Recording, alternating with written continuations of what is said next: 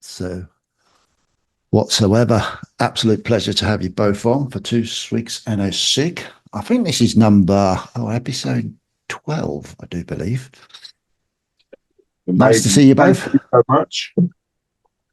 Hi, Nice to be Cobra. here. Hello, brother. Thank you so much for having us. Cool. Hi, again. Camel. Hello. Hello. So consistent, aren't you? Hello. Hello. Right, guys, we're going to crack on because we've only got a couple of hours, obviously. So this week's two Swigs and a Sig. Well, this is on the W.O.T podcast, obviously. This is a follow-up from our last one. And I think we said at the end of the last one, well, I know we did, that for a change, I'd give you two a chance to come up with a subject. And I think Cobra's going to go first. And you very nicely chose a very interesting set of subjects to talk about. And the title will be all about misinformation, riots, and the Olympics. So why did you choose that then, Cobra? Well, there's so much going on in the last couple of weeks within these subjects. And I just think it was relevant at the time with everything going on that we talk about this. And a lot of it, there's so many different angles to this. I just thought this was going to make a very, very interesting conversation. Yeah, definitely. And you okay with this as well, Camel? Yep. Looking forward to it. Excellent. So we're going to kick it off with misinformation. Now, I like the subjects, Cobra, first of all, because it's so relevant what's going on basically in the UK at the moment. And obviously the Olympics is a big show stage at the moment with plenty of things that we can talk about. So to kick it off with misinformation, what do you want to talk about misinformation and how that keys into the, your riots and the Olympics? So we know already that there's so much misinformation out there, even by mainstream media, so even the news and all that lot. But what we're finding is that people, the general population, the working class people, aren't following the news so much. It's more social media. And it takes such a little bit of information on social media put by someone with a large following to spread massively. And by then, even once the truth is found out, it's too late. It's already influenced people massively. Now, we saw this majorly in COVID times when they were saying that 4G things were sending out COVID signals and killing people. And there were so many conspiracies caused by misinformation on social media. But what we've seen with the riots recently, really, I mean, it was a tinderbox. It was waiting to happen, but it has come from misinformation. Okay, go on. Just expand on that a little bit. What's your thesis? What's your thesis behind that? Well, I was looking into the whole thing, and obviously there's been a big thing with immigration or illegal immigration. I must make that very clear: illegal immigration, and people are fed up with it, and rightly so. Rightly so. And I've been at the forefront of it, so I know exactly what goes on. But when this very unfortunate and very horrible situation happened with the dance school murders, and three young girls were killed, unfortunately, and several others were injured, including a teacher as well. Very, very quickly, the first bit of information was tweeted by a lady called Bernie Stopford, who's very well known for sort of antagonistic, shall we say, or far right wing comments, and she goes by Artemis for now is her handle, and immediately it was put out that this was a immigrant who had come in only within the last illegal immigrant, who had come in on the boats in the last month, named the person as Ali Al Shakatha, and that he was known as a possible terrorist, and he was the one who had committed these murders. Well, obviously, instantly that has caused uproar. That again, we're seeing something where an illegal immigrant has come in and now has killed our children. And there was attacks on the mosque out in Southport, and the whole thing went from there. Now, why are people protesting? That's a different side. There's lots of reasons, but I just feel that misinformation lit that tinderbox, which has exploded into what we're seeing over the last few days and will carry on for quite a while more. Camel? That the news.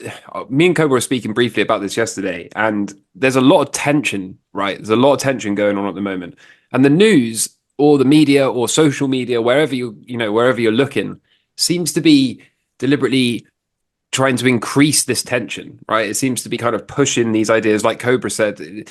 They kind of hinted that this was an immigrant problem or it's pertaining to the Muslim culture. And then it come out later on that it wasn't anything to do with that, right? So there seems to be this kind of push towards increasing the tension and the unrest. And I'm sure we'll get to diving in on that a bit later. But we just seem to also live in this world of misinformation. Like the place I spend most of my time looking is the Bitcoin Twitter space. And even there's a handful of large accounts, which the more sinister side of me, or what's the word, the conspiratorial side of me, thinks that they probably work in cahoots, right? Because you see sometimes a piece of news comes out like Germany's going to dump all these Bitcoin, and then all of these accounts very, very quickly retweet the same thing. And it causes all of this panic. And then very quickly you find out that, oh, actually, it's not quite what it seems. But we just live in this age where it takes one click to retweet or, one click to kind of post something, and then it all sort of spirals out of control. It spreads like a virus, right? Like the more and more people see it, the more and more people retweet it and whatever else. So this misinformation age is getting more and more difficult to navigate. And I'm also noticing that I'm seeing quite a lot of AI play a part in this.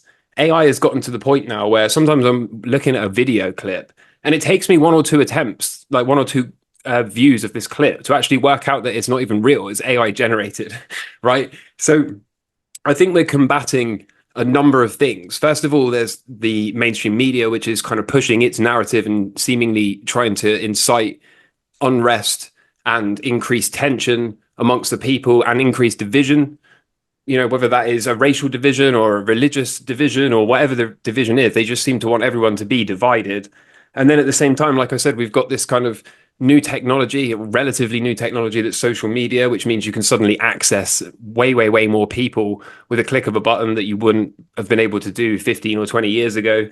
And then on top of that, we've got AI now, which is blurring the lines between what's real and what isn't, right? It's really hard to know whether a video clip or a photo you're looking at is legitimately an original and true piece, or whether it's been tampered with in, using AI or some kind of editing software or whatever it is. So I think it's never been harder to navigate, and it's probably only going to get worse, I would think. I agree with you to a certain extent on all that. I mean, after this, Artemis for Now put out the original tweet, it was picked up very quickly by a channel called Channel 3, being their Twitter handle. And they were the ones who pushed it out there massively, and had a massive response from a lot of far-right people. Now, they and this lady have since retracted what they said, but it was too late. The information was already out there, which was wrong, and stirred up that evil element which is there. Now, the thing is, there's nothing. I'm not disputing for 1 second that we haven't got problems in this country. We have, without a doubt. But it's being led, as you said, with the Islamic side of it as well. You've got people like Tommy Robinson, who for years now has been going on about Islam, and it's a terrible ideology, not even saying it's a religion, and anyone who follows it is bad and all this sort of stuff. And the point is, if you look at the situation of what happened, it happened with a 17-year-old boy, Alex Rudakarbana, who was born in Cardiff, born from Rwandan parents who came over here, but he was born in Cardiff. Now, if, let's say, a English white young man had committed this crime, heinous crime, would we have had these riots? No, everyone would have absolutely said this was horrible, unbelievable. Oh my God, how could this happen? But there would have been no cause for the riots.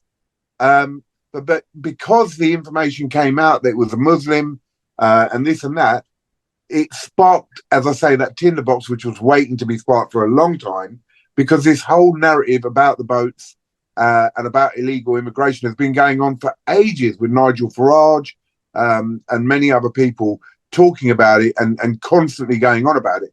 And I agree, again, we do have a problem with it. I'm not saying we don't. But I don't think we're going to be in a situation where Labour's going to help it now either, because, well, we'll get into that in a bit. Yeah, we've got the mainstream media as well winding people up, right? I mean, particularly, I know this has been going on. You were telling me like it might have been 9 years. Is that right? At least, if not more. Yeah, but certainly, I would say since about 2020, that's when I've noticed they've really started to wind the public up with this, not just here, but everywhere. And what I mean by this is they show it on the news all the time, boats coming over. And then whilst the people of their respective countries are suffering inflation, are now dealing with unemployment, have had higher interest rates, making their mortgages more expensive, and all of that other stuff that we've been through over the past 4 years or so, in the face of people suffering, they then parade on the news that these illegals are getting put up in hotels and bed and breakfasts and they're getting benefits and this, that, and the other. And I'm not by any means saying that we should let people starve to death on the streets or just, have them homeless and out there mugging people to survive or anything like that. It's not a comment based on whether or not we should or shouldn't be helping them, but it has been an observation of mine that they seem to be deliberately winding people up and thrusting it in their face all over the media, that whilst everyone else is suffering with inflation, instead of the government step in and say, here's some money or here's some support or here's some new infrastructure to help you deal with that, here's an increase in wages that we're going to mandate to make sure everyone can still afford to put food on the table. Instead of use that money to help the people, they're using this money for illegal immigrants. And then, like I said, they're thrusting it in everyone's face in the mainstream media just to kind of incite this anger and this hatred towards them. Well, I mean, I agree to a certain extent. Look, I mean, there's things like GB News. GB News started up, and I actually listen to GB News quite a bit. And there are some very valid points that come in, but they are very, very on the right, to the point of everything is about illegal immigration. Most of the news stories you hear, oh, illegal immigrants, illegal Muslims, illegal immigrants, just constantly. Now, with the BBC, yes, you'll get an occasional bit here and there, but it's not pushed in your face like it is by GB News, Nigel Farage, Tommy Robinson, all that sort of stuff that keeps happening. Now, at the end of the day, I was, 9, 10 years ago, I was working security with my team in the hotels up north. And we had about 14 hotels which were packed full of illegal immigrants, not immigrants, illegal immigrants. And we had transport for them to take them to dentists. We had transport for doctors. We had transport for any meetings they had for immigration. We were given cash every single morning to hand out to the people.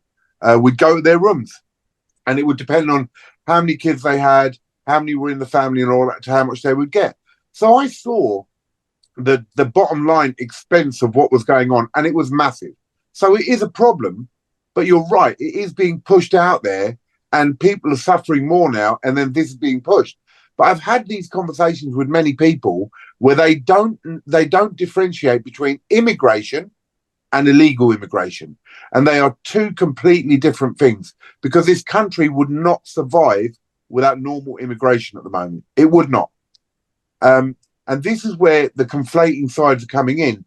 And then you do have a right-wing element, a far right-wing element, my apologies, which will instigate problems and rioting and all that lot in any of these situations and push that forward more. Yep. You're absolutely right. When you say we have to differentiate, I completely agree, because the reality is we wouldn't have so many immigrants. I'm not talking about illegal immigrants, talking about immigrants. We wouldn't have so many immigrants if the people that lived here were more willing to work, right? We have to plug the holes. Absolutely. We have to plug the holes with immigrants, because immigrants are willing to work in the factories, and immigrants are willing to work in all these other places that a lot of the people that live here just say, well, no, I'll just claim benefits. I'll just get a council house, I'll put my feet up, have 5 kids, and I'll claim benefits or whatever. So it's easy to say, oh, we don't want any immigrants here at all. But the reality is our economy is essentially propped up with them, right? And there's an interesting theory here, and I want to get your opinion on this, both of you, actually. That from an economic standpoint, right? Bringing immigration into the country helps buoy GDP. It helps prop the numbers up because the more heads you've got here, the more we can create a larger workforce. And then the more the economy turns over, the more money is generated and produced, and the more money can be spent and put back into the economy. So bringing people into the country, whether it's this country or any other country, can actually have a buoying effect on GDP. But the question I want to ask you is, do you have any speculation? Do you have any expectation for why we're seeing so many illegal immigrants be brought in? Because to me, it seems deliberate, not just here, but in Europe and in America, pretty much all around the world. It seems to be a coordinated thing where they're trying to deliberately just let illegals into every country. And so I'm curious to know what you think as to why that's going on. Do you have No, any speculation to that? I think we are a very easy touch. I'll be honest, right? I think our government has made it too easy that you won't even turn an illegal immigrant away. You will give them a hotel, you give them food and all that, and eventually a big percentage of them get housing and get sorted out. Now, they travel from countries which some are just economical immigrants, illegal immigrants. They literally are coming here to try and work under the radar and earn money and send it back home. And there is plenty of that. But there is also people who are coming from war-torn countries or really bad suffering in countries, but they pass through many, many countries in Europe to get over here. And why are they doing that? Why? The trip is hard enough. No matter how far you got to travel, that trip is hard enough. But then to cross the channel in rubber dinghies is even worse. It's a treacherous trip. It really is. And again, I worked in France with immigration, and we were getting the guys, girls, children, whatever, who were caught on the trucks. And we'd have to process them, put them in a cell, process them, and then they were released, after a few hours, just to the other side of the fence. And the next night we'd be seeing them again. So, they're attempting it again and again and again, but there's no cohesion between France and England because France don't care. They don't want them there. You had the woods, and there were like big camps in these woods and so much criminality going on in them. And people you could smell the fires on these people when they were caught in the trucks and we were putting them in the cells and all that lot. It was terrible. So France don't want this problem either.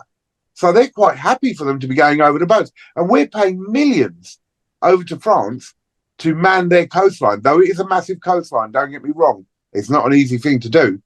But they're not going to really put the effort in because they don't care. And so they come over here and they're given things. And I mean, look, we had an option coming in with Conservative with Rwanda. And a lot of people won't agree with it and all this. But even if it wasn't taken off in a massive way, it was a massive deterrent.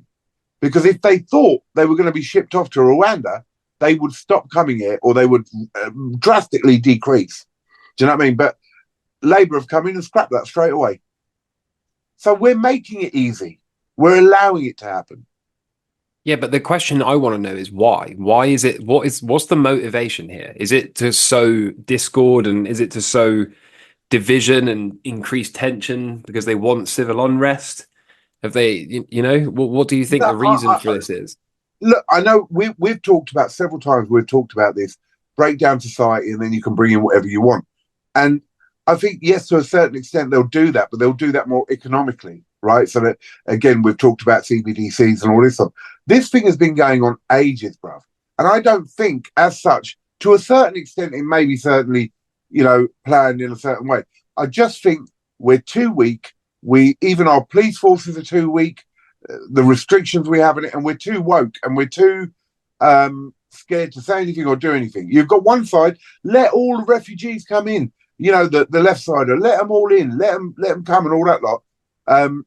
And then you've got the other side, which is saying, no, we need to restrict our borders. Now, America, you mentioned America. Yes, through the Mexican border, through South America, they are coming in and they have a problem there. And then you'll have the Republicans who are trying to sort that problem out. Trump is very harsh with it, put a wall up, do this, do that. But these people are coming into countries where they think they can have a better life than where they've been. So you can't force people to do that. So I don't see that there's a plan to make this happen. I see that people want a better life from where they may be. And these Western countries, like England and America, are their go-to plans. So I think we have to be careful not to make it too much of a conspiracy of, yeah, they want to destroy society so that they can bring in another plan. And I think actually there is a problem worldwide where countries like America or England are seen as the safe havens. Let me give you an example, bro.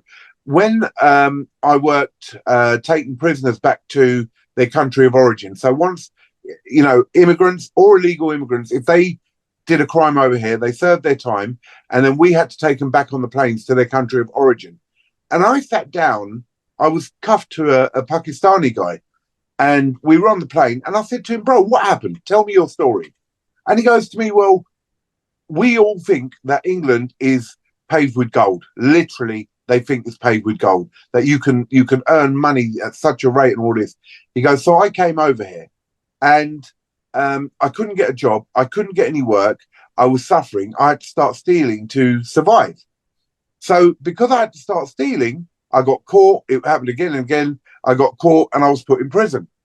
I said, okay. I said, so when you go back to Pakistan now, are you going to tell people that look, don't do it. It's a very hard life over there. And he goes, no. And I went, why not? Why wouldn't you tell people not to make the same mistake as you? He goes, because they won't believe me. They'll think that I'm just jealous that they're going to go. And so they'll put me down for that. So I just keep my mouth shut. And this is the mentality in these countries, bruv, that this country is amazing and blah, blah, blah, and blah, blah. UK and America in these countries are seen as the way to improve your life. And that's why it's happening.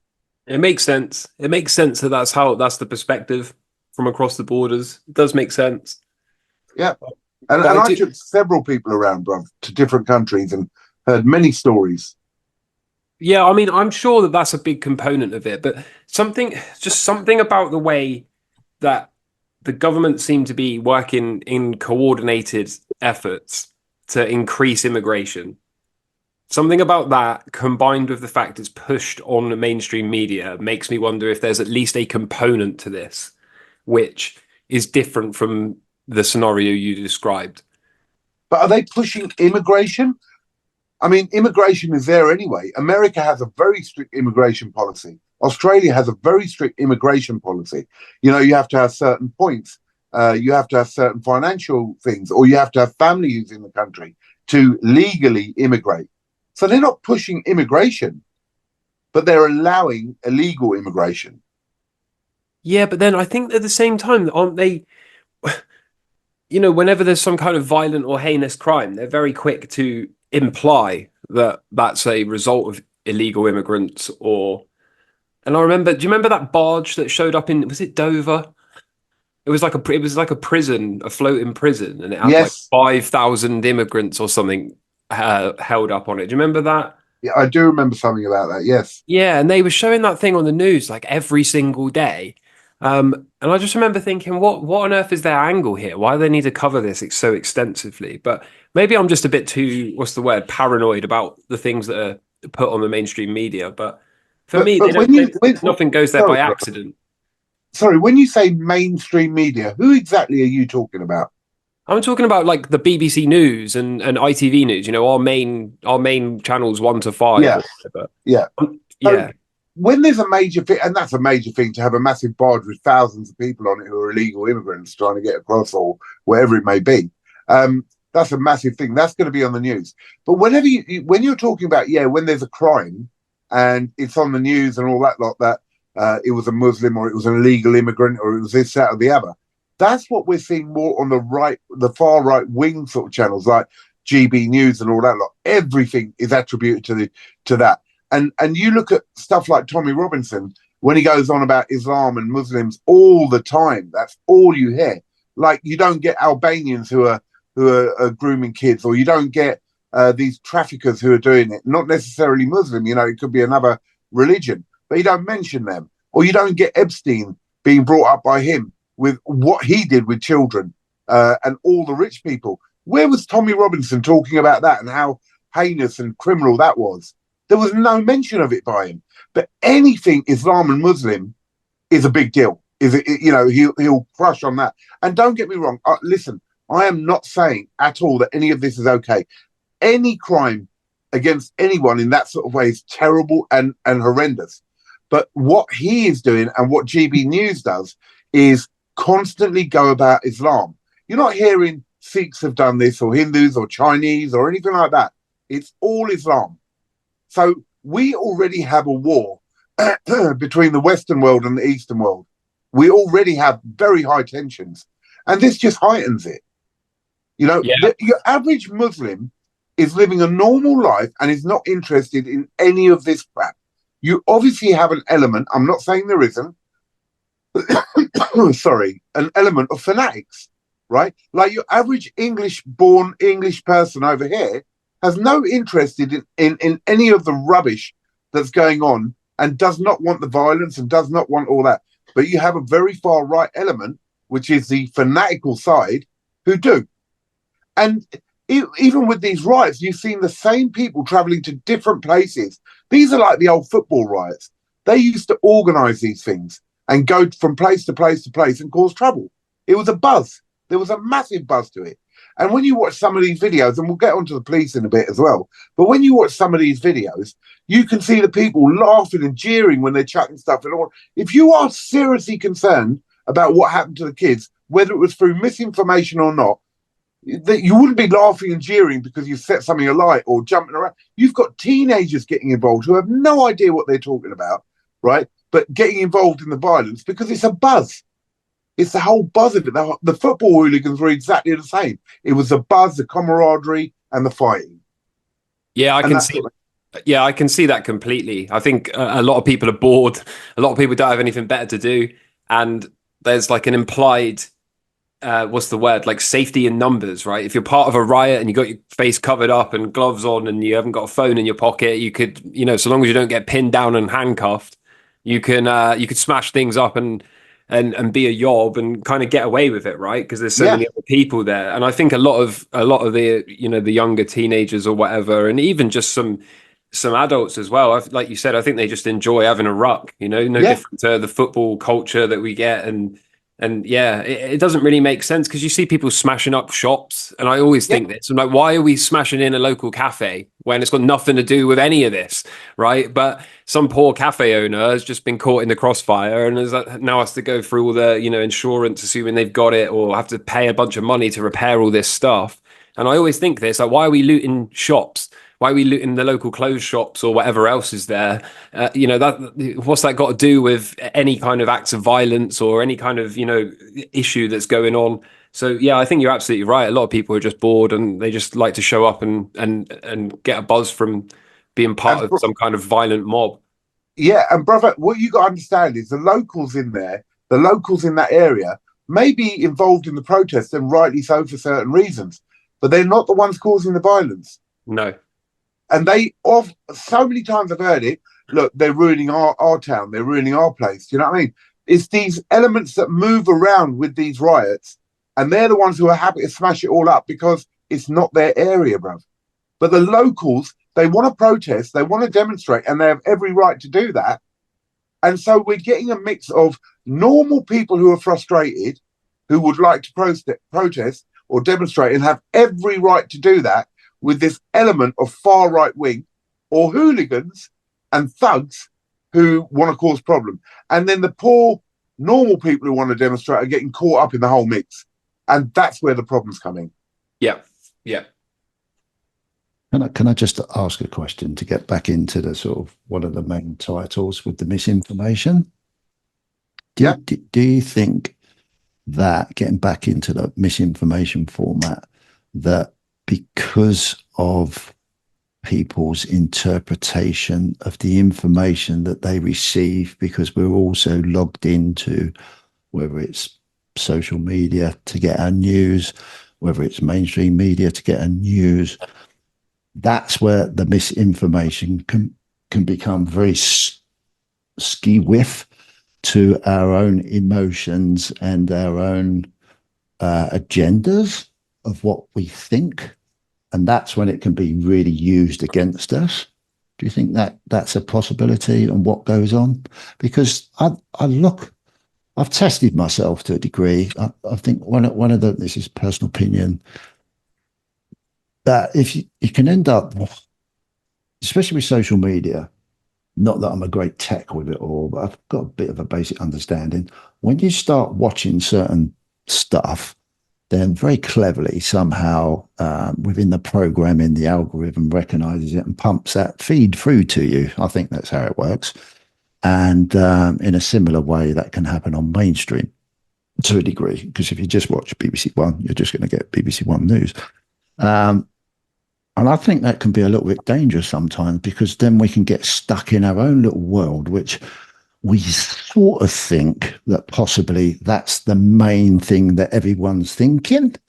But really, it could be just a very small minority of an opinion and big misinformation being beamed into a certain individual level, giving us not really a good outlook on what the reality of the whole situation is. Sorry, that seems a bit long-winded, but No, So I absolutely agree with you. And you see it first from the newspapers, brother.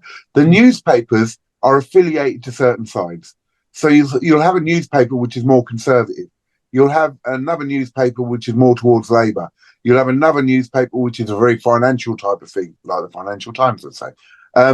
So you have newspapers which influence people. So if you always read the Daily Mail, you're going to be thinking a certain way. If you always read the Guardian, you're going to be thinking another way. And you're right, in the news channels we watch, so we'll keep out of the social media for a minute and we'll talk about the news channels, but it's the same sort of thing. As I say, with GB News, you're going to be hearing consistently illegal immigrant, Muslims, illegal immigrant. The BBC, you're going to hear a certain element of that. They're a bit broader on their news, but you definitely will hear certain things. But you see it in America, when something happens, let's say CNN will say something, and the words are literally nigh on the same on every news channel reporting that story. Literally nigh on the same. You can watch clip after clip after clip telling about that story, and it's the same thing. But so yes, certain elements will be following certain things and thinking in a certain way, and other elements will think in another way. When it gets onto social media has grown so much in the last 10 years, so much.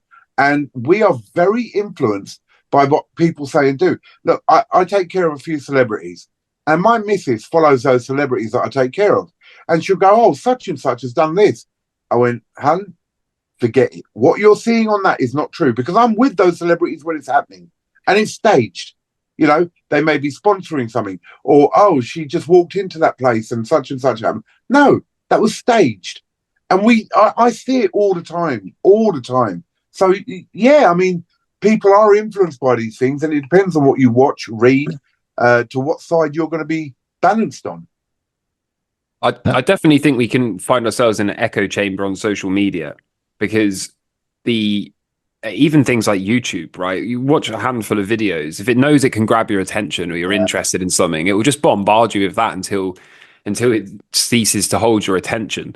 And one thing I notice, particularly over the last couple of days, is in my experience of using Twitter, for example, all I'm seeing is everyone be really, really bullish, right? And then I've spoken to a couple of other traders, and if they've been clicking on a load of bearish stuff all over their timeline, all they can see is bearish posts. Yeah. And so I've said to them, everyone's really bullish. I'm concerned that we might be closer to a top than a bottom or whatever. And then they say, well, no, all I can see on my timeline is everyone is the complete opposite. And so you can only really conclude that that's what the algorithm is trained to do, right? It's trained to find whatever it is that will make you click on it and hold your attention, and then it will just bombard you with it. So yeah, it makes sense that if you're getting the majority of your news from social media, or even from something like YouTube, right? Something like that, or even TikTok, whatever, then, like I said, the more you click on something, the more you show interest in it, then the more the algorithm is incentivized to show you more of that stuff. So it does make sense that you could certainly get stuck in some kind of echo chamber. Yes, for sure. I mean, even look, the last 2 days is a typical example of it. We decided we were going to talk about this subject. So I wanted to look up different sides of different stories and all that lot. Well, my whole YouTube thing is full of it now. The riots, where it was happening, different places, different things, all the stories. And I sort of adjust my algorithm to one side and then adjust it to the other side to get both sides of the story.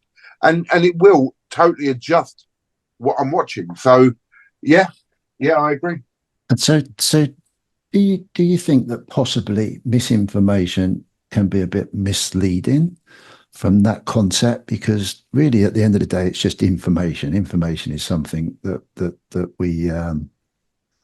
we take in, whether it's reading, watching, listening, whatever. We take in that information. Then, at what point does it become misinformation? Is it misinformation because the information that we're receiving doesn't resonate with us?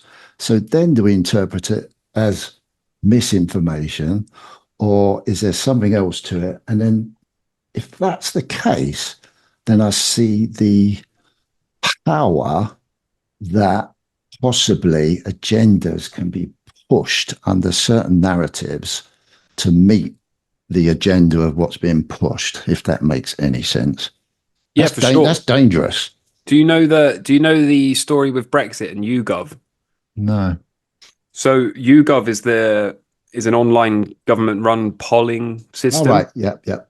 And back when the Brexit vote was going around, they were caught after the fact manipulating the polls, because what they found was they can ask people while they're scrolling on Facebook, you know, are you going to be in or out for Brexit, for example, right? And then say just for example, the 70% of people had clicked on Remain, right? It should show you a poll that says 70% Remain, 30% voted to leave. But what they figured out was that certain people were more susceptible to being manipulated by what was presented in front of them. So if they clicked on Remain, right, it would show them a poll that said the majority has gone the other way. And then it would make them question themselves. And instead of be steadfast in their own decision, they would say to themselves, oh, well, if everyone else thinks we should, right, or maybe I should vote the other way. And they were actually caught doing this after the fact. So yeah, YouGov, like I said, manipulated these polls, and in doing so, managed to steal, quote unquote. It's kind of I don't know if that's the right word to use in this context, but manipulate people into changing their opinion so that they were more in line with what they believe the collective vote was.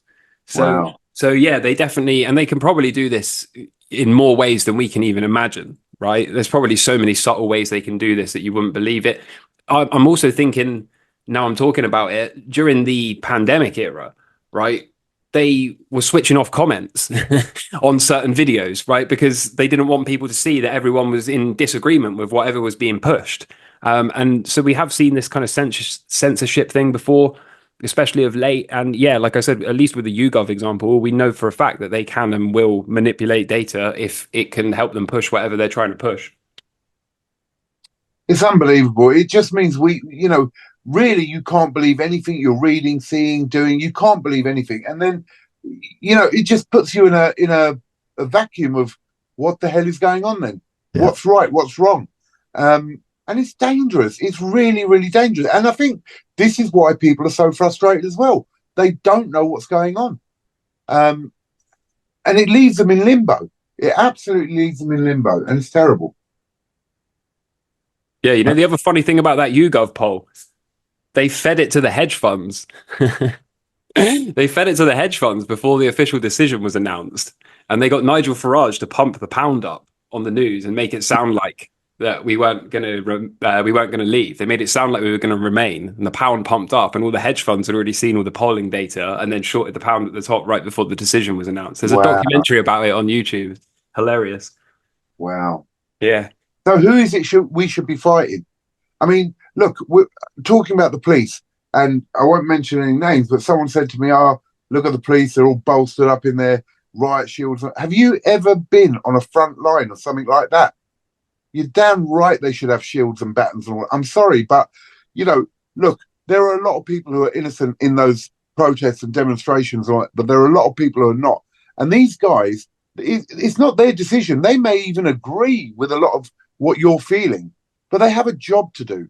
And I have been in protests and all that sort of stuff on the front line of it where security was needed. For instance, when the Olympics happened, there were two massive flats, towers, and they were basically gentrifying that whole area for the Olympics over here.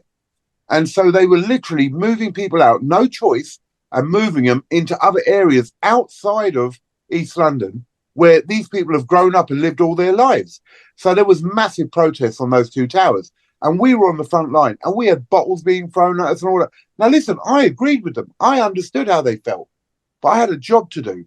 And the police are getting such a harsh rap over this, and people shouting in their faces, spitting, throwing things at them, beer barrels and all sorts. And it's horrendous. I'm sorry, but it's wrong. These people are trying to do a job and trying to keep communities safe. The problem is that the tactics that are used by the police in demonstrations, like kettling people in and all that lot, these are known to separate large groups, and you kettle one group in, you separate the other and all this. And it does cause people to fight more and all that. I think I had this conversation with CPM back in the day when I was learning about security and all that. And they said in a pub, if you've got someone who's kicked off or whatever and you need to get him out, don't corner him, because he's got no choice but to fight. Give him an exit, but also be aware that he could kick off with you. So be ready for it. But when they kettle in, I understand exactly how it works, that you're separating groups, you're making it not such a big crowd, and that's why they do it, but you're also cornering people in. And in that crowd, you've got some of the bad element, some of the decent element, and they're all mixed up in the same thing. And then that causes a problem. But I think the police are getting a very hard rap for doing a very, very tough job. Very tough job. Emil? I certainly wouldn't want to do it. I'll be honest. I certainly wouldn't want to do it. No, I know people are animals as well. Yeah. And when they're standing in a line and they can't react until they're given an order, the abuse that's thrown to them, the abuse. And then you see people going, look at you, you're smiling. What, 3 kids died and you're smiling? No, those smiles? They're nervous smiles. Yeah. They are nervous smiles. Your adrenaline is running. You're faced with hundreds, thousands of people who at any moment could switch and rush you, and your life is in danger. And they're hurling insults at you, and you stand there and just sort of smile, yeah, whatever. And you're thinking, fuck me, this is bad. Excuse my language. Excused. I mean, as I say, I've been in situations like that. Again, I was telling CPM in the London riots, the Tottenham and Enfield riots, we had a snatch team. It was a van full of 16 big guys. And basically, when the riots and places were being set on fire, we were hired by 3 pubs and 1 other building to basically protect those buildings. So when we knew that there was, people coming a certain way, we'd drive around the back of them and we would snatch people and take them away. You know what I mean? To protect those areas. Do you know what I mean? So these are horrendous situations to be in. And I do have sympathy for the police. I do. And a lot of people won't agree with me. But I'm telling you, those who don't agree with me have never been in a situation like that. Never in their lives. Anecdotally, our local police force has been getting riot training over the last, I want to say like 6 weeks ago. Right. At the same time, our local hospital has been doing blackout training. Wow. Yeah, so I mean, maybe that's just a routine thing, and it just so happened to occur at the same time, and then maybe it just set off my spidey senses. Or I can't speak to any other police forces in the area or any other hospitals, but the 2 that are closest to where I live, like I said, they've been undergoing that. So yeah, I don't know if that means they're expecting more. I'm not anywhere near an area that is known for having riots or any kind of level of civil unrest, but those bloody cows and sheep. I know, yeah. The problem here as well, though, guys, is you had people in the London riots going, "Where were you? Where were you in Southport?" and all this sort of stuff when it kicked off up there. Hang on a minute. You do understand that places like Southport don't have a massive police force, and the counties all rely on each other to sort of back them up. They don't have the sort of numbers we have down in London. The Met Police Force is bigger than the rest of the police force in the whole of the country. Do you know what I mean? So when you get 1,000 police being deployed in London, it's a totally different thing to a riot in Leeds or Southport and all that. They have not got the resources to cover them so well. Yeah, makes sense. So can we expect any more? Yeah. I think we can expect a hell of a lot more. Yeah, I agree. Okay, and this is because of the amount of I don't know. I can't help sitting here listening, and the sort of obviously I've been consuming the information like everyone probably hopefully does, or some people just maybe turn a blind eye to it. I don't know. But I can't help but think that it just, I don't know, it's weird. It's just, there's some very strange things going on. And it was an interesting that this, I won't talk for too long, guys, you can have it back, but it's very interesting. And I'm nearly 60 years of age. And I always look back to trying to look back over my life and think, did I ever see anything like this at this sort of intensity at all? Now, obviously, we had the Brixham riots in London. Oh, God knows, was that in the 80s, 90s sometime? Yeah, yeah. South. Always something always will kick off at some point. And we had the Tottenham riots up in Enfield that, you know, obviously Cobra was involved with. And at certain times, I think Bristol's kicked off a few times over that lifetime. I can't think of anything major over that. Obviously, there's lots of things that happen abroad, but obviously, you know, up until sort of 10 years ago, when social media really started to get going, all we was relying on was a few news outlets. If you was really interested, you got a paper every day. You either got the Sun, the Mirror, the Daily Mail, or Guardian, or Telegraph. That was your choice of papers to get your information. Obviously, talking to each other, or three channels. Once upon a time, guys, there was only three channels before I before the remember fourth it well. channel. Yeah, exactly. But it was there. It's been there. But getting back to the titles now, because I can't help it now, because we are so plugged in to our phones. Since the iPhone's come along, social media has gone absolutely crazy. We are constantly plugged in, and I think we are, you know, looking back, what Camel mentioned with the horrible flu season of 2020. The we are just, it just seems to me now, because we're so plugged in, we are almost fodder to propaganda big time. Propaganda's always been there, but now Yeah. it's just beamed into you left, right, and center. And that is open to abuse of misinformation via information. And I think that's a massive problem we've got.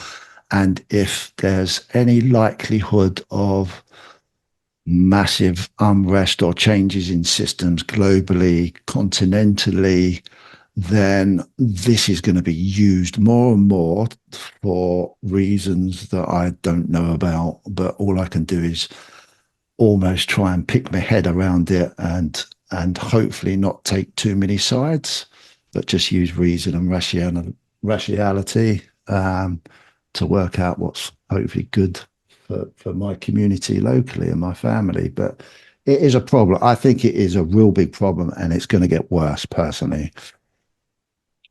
I mean, look, I totally agree. Propaganda is a very, very dangerous thing. Hitler started a world war using propaganda. The Nazis were started with propaganda against the Jews, that they were taking jobs, they were doing this, they were doing that.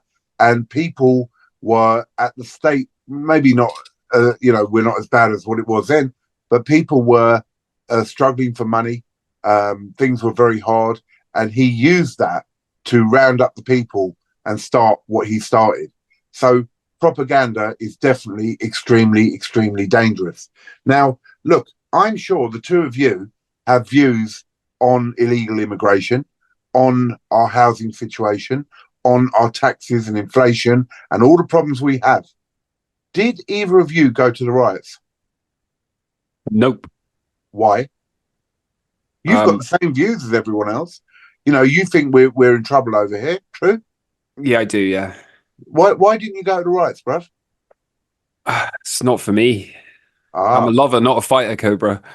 And CPM, you What's that, obviously probably have very similar views on the problems that we've got in this country at the moment.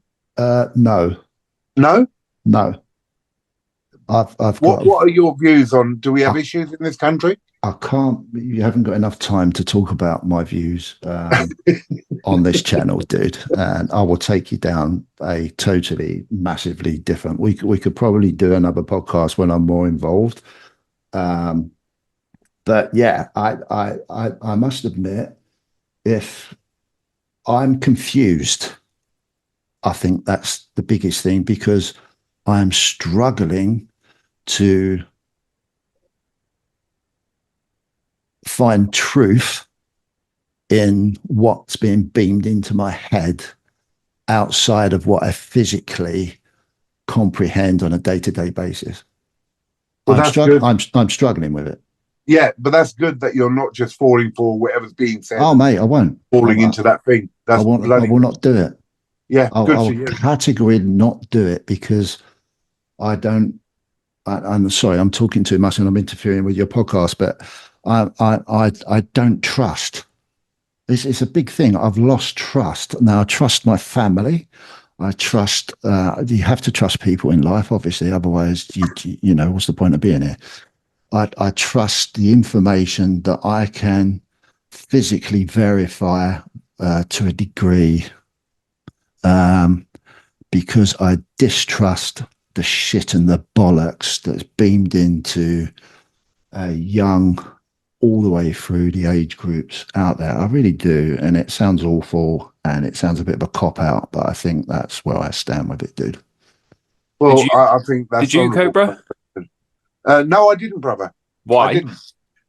And the reason I didn't is similar to what CPM has just said.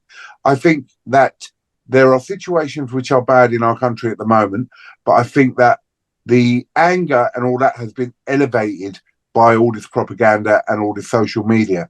So, as I say, you have a small minority of Muslims who may cause problems, but the majority of Muslims live in this country absolutely fine, work hard, do their things properly, and there's no issues.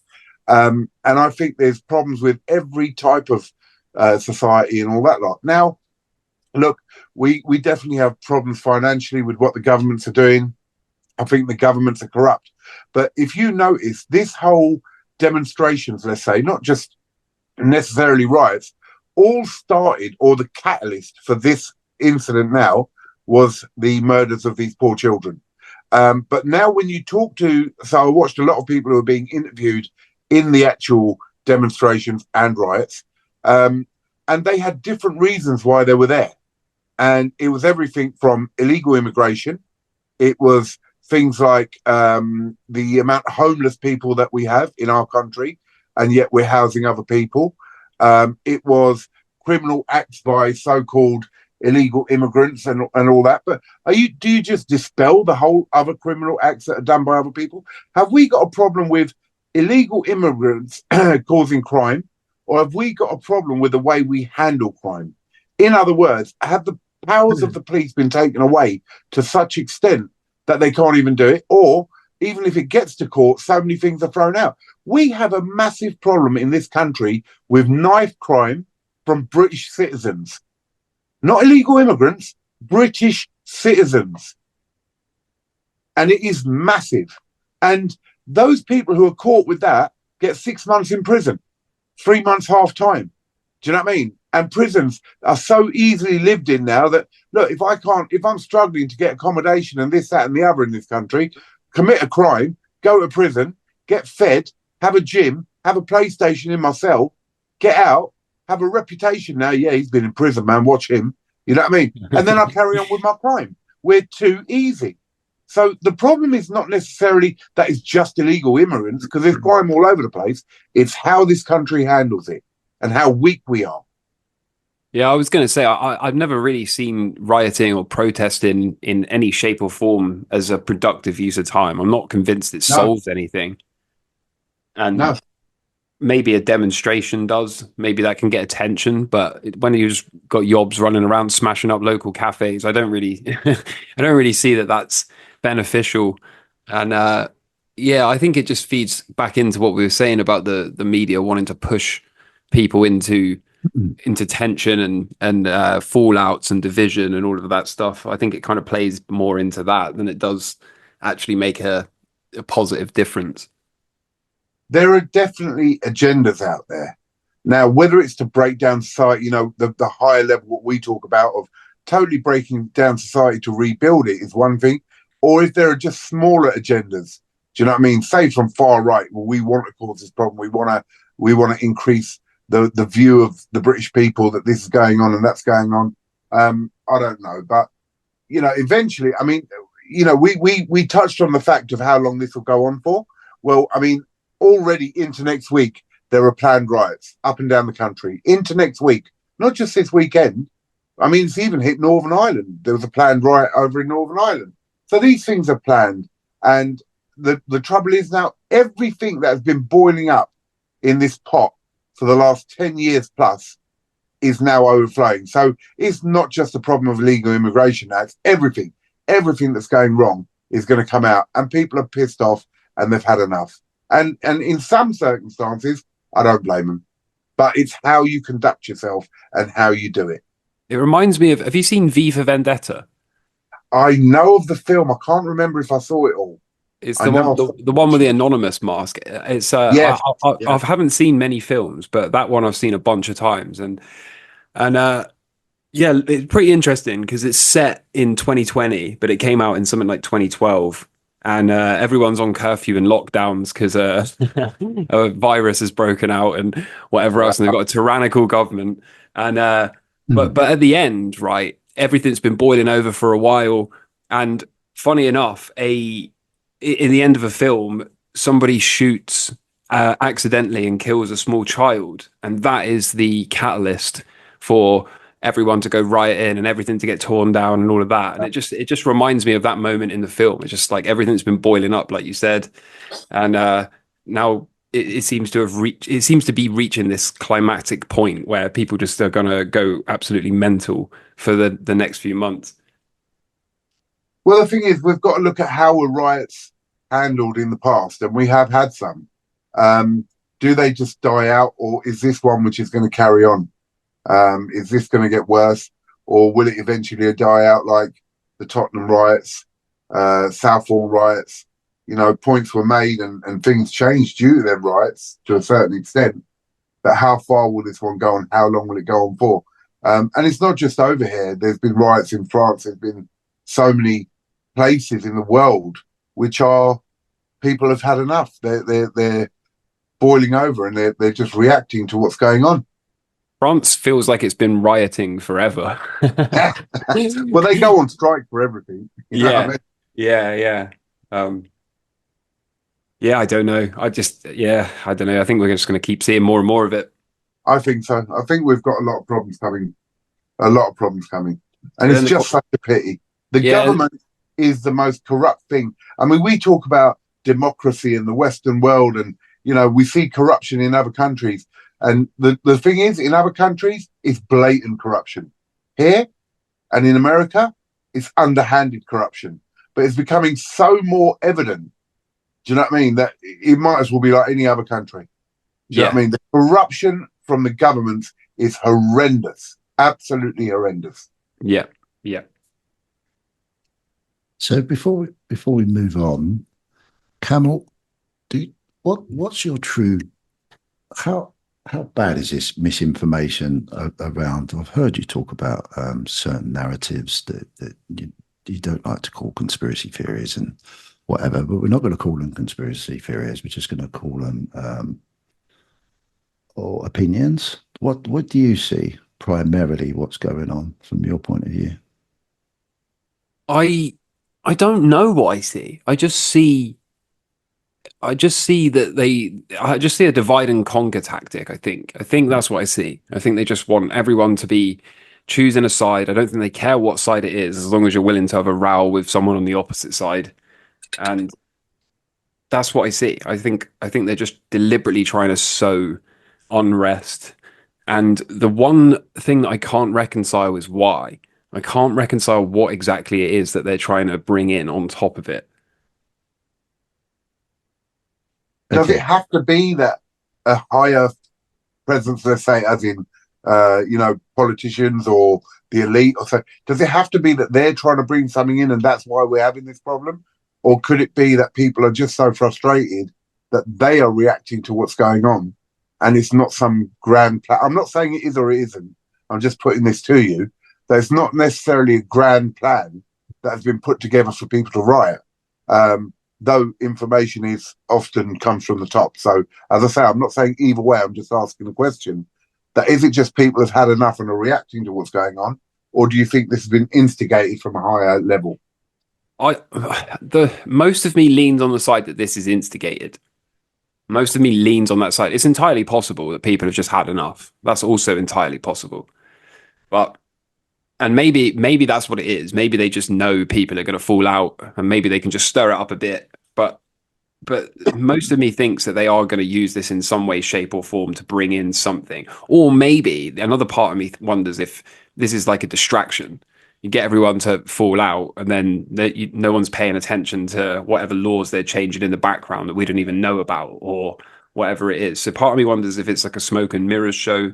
But a good portion of me doesn't believe that the people have just had enough and snapped and are now trying to fight back. And most of me kind of sits in this camp of people that's thinking that there's some kind of top-down pressure on this. Well, I mean, I agree with the thing that you said about changing laws, because when all this sort of happens to the levels it's happening, England, as some of them have chanted, England is burning now, and it is. That will allow them to easily bring out more draconian laws, and that is a problem. I mean, if they want control, this is given the excuse for control. We saw it in the last 4 years, right? In the C19 era, we saw them change the protest laws. Yeah. Do you remember that? So I can't remember exactly. I don't know the details, but I know they made it. They made a law change to say that they could arrest you for protesting or something like that. Whereas before, everyone had the right to stand out there and peacefully protest. Yeah, well, Labour is already changing certain things. They're training a special force up to deal with violent protesters, shall we say. That's what they're saying at the moment. But, I mean, we've seen scenes in different countries of, proper riot trucks coming down the roads and all that. I mean, we saw it in Ireland as well with the riots. I just dread to think that at some point we could see situations like that over here. That would be horrendous. That'd be terrible. Yep, for sure. It's not going to be good. Not going to be good at all. But and this sort of topic and around the discussion brings us on to this other part that Cobra's brought up, which I think is quite relevant within the discussion. But before I say any of this, a few people have been named on the video, and they're actually not here to defend themselves. I'm not here to defend anyone that's been mentioned, but there are two sides to a story, obviously, and I just wanted to put that out there more than anything. But I still want to encourage people to come on and just express their views. It's a free space to do so. And before we move on, I'm just going to plug the channel. We're really doing well with subscribers. We need to push them up. We're getting loads and loads of views. Please subscribe. It really helps spank this algorithm to get some really good quality information and promote the channel. But thank you very much for everyone that watches. Please support us and please carry on to support these guys too. Now, with that said, the third thing you wanted to talk about was the Olympics. Now, it's quite interesting this because I haven't watched the Olympics. It's the first time I have not. It's really weird. It's the first time that I've never really shown an interest in the Olympics. Don't know why, but I just haven't this year. And my wife's been watching it, and Campbell said a few things about the Olympics around possibly what he was expecting to see, and it's quite interesting because we're talking about a subject where we're getting sort of categorically a bit of civil unrest. Well, maybe more the way it's portrayed in social media, all around our country and obviously in many different parts of the world. And the Olympics have started. And I noticed there was a bit of a kerfuffle over the opening ceremony. So, Cobra, you wanted to talk about this. Is this what you really wanted to bring up? Yeah, I mean, that was part of it. I mean, there's several things that have gone on with the Olympics now, which are a little bit shocking. But the first part was the opening ceremony. And as you know from our previous conversation, I'm not religious at all, but I do respect religions. Now, the opening ceremony had a scene where it looked like the Last Supper. And before I even knew that there was going to be a big thing, I looked at that as the Last Supper.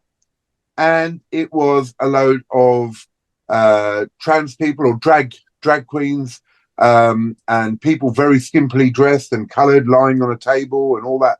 And I just thought to myself, wow, that's a bit harsh. Now, this is, I mean, it's getting back onto that subject of wokeness and all that lot and inclusivity and diversity and all that. But the Olympics, to me, is a great occasion when the world gets together to show supreme, amazing athletes, top of their game. And I don't understand why, when the Olympics have always said that they're not religious in any way and all the rest of it, why this depiction was put there and why it was done in such a sour way, really, quite lucid and quite gross, really, to me. And then I started seeing that Christians were standing up and saying this isn't right and all the rest. And then, bits came out where they said, no, this isn't a depiction of the Last Supper. It was actually a depiction of the Greek gods in an orgy type situation. What the hell are you even putting on Greek gods in an orgy on something which is a family viewing great event? And realistically, I think that's a load of rubbish. To me, it was a depiction of the Last Supper, and I think it was horrendous. I think we're going down a line now where normal society are just getting all of this shoved in their face constantly under the banner of diversity. And we're normalizing the whole thing, and it's just not needed. I don't understand, and I think it was an insult to Christianity. I do.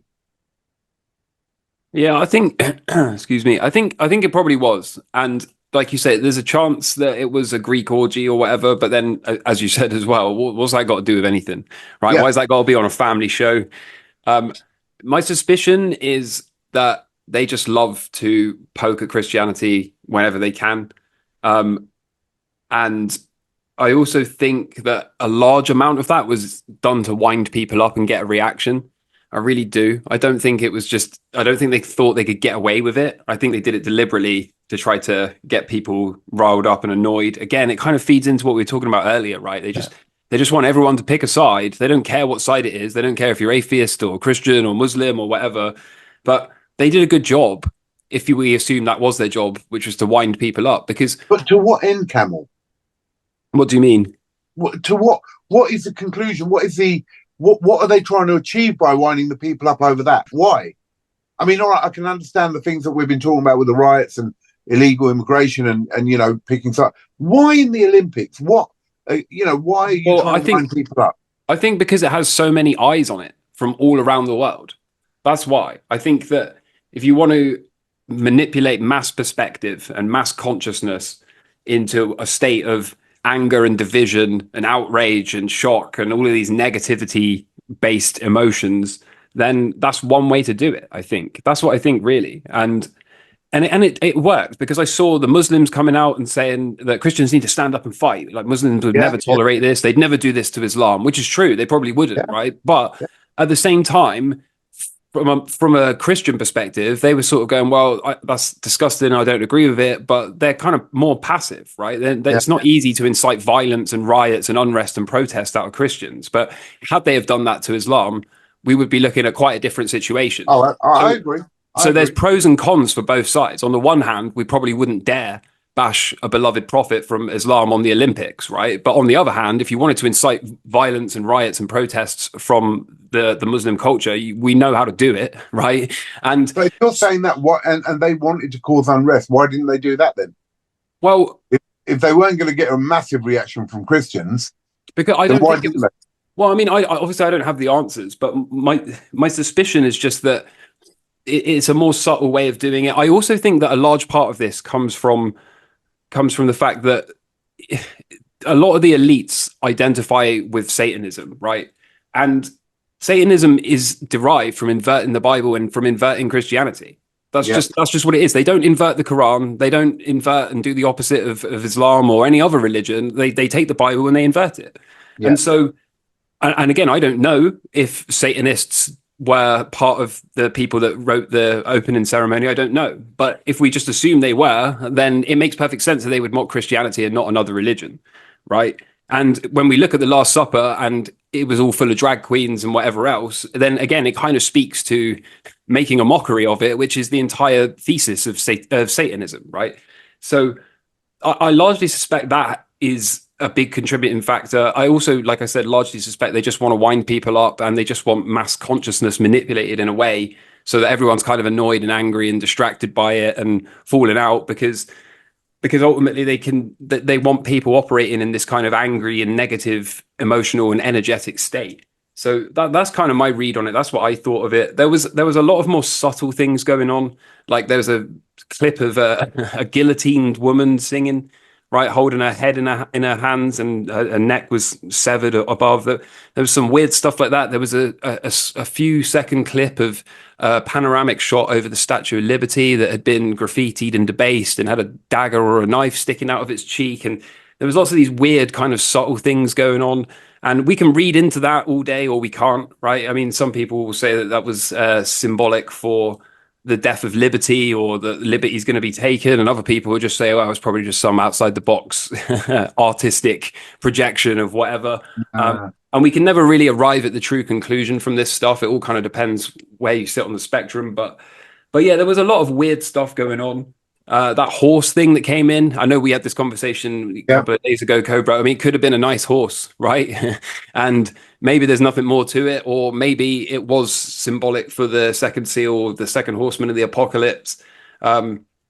There was a shot where it gained wings of Pegasus, and Pegasus is obviously deep in the Greek mythology and has negative and evil connotations from it. So, but at a certain point, I have to ask myself, right? Is there too many things to call it a coincidence, or were they deliberately trying to say something without saying it? Well, the funny thing is then, apart from all that opening ceremony with so many things we could pick on, and again, it is a perspective thing, isn't it? It's like, if you're a Christian, I suppose you would look at that and you would be slightly offended. If I was a Christian, I would have. Even as an atheist, I thought it was wrong. But then they said, no, it's nothing to do with religion. The Olympics has nothing to do with religion. And then you had a surfer who had a board and it had Jesus on it. It had a print of Jesus on it. And they basically told him that unless he removed that picture of Jesus, he'd be disqualified because the Olympics don't go for any religion either way. And I just thought, this is a lot. You know, if the guy's a Christian, he wants to have Jesus on his board, and that maybe makes him feel good when he's doing his activity, you know, and that gives him strength. What's wrong with it? Crack on.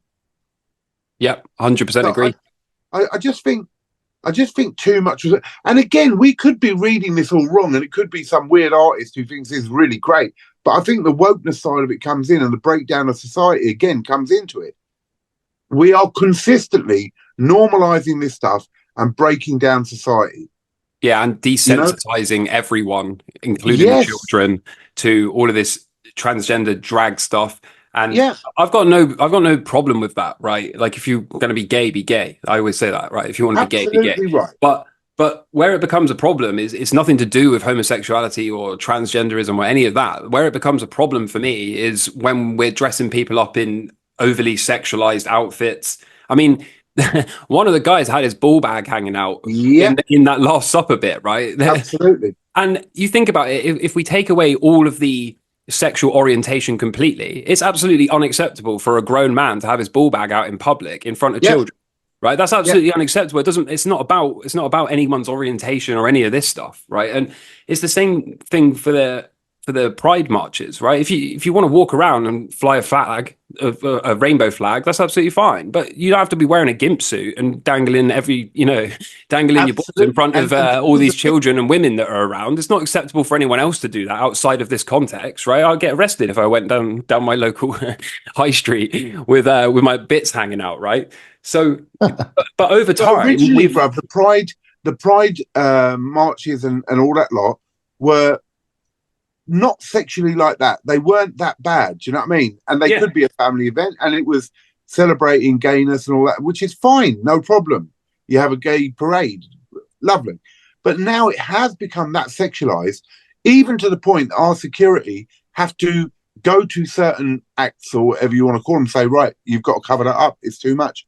Do you know what I mean? We've been instructed to do that, luckily.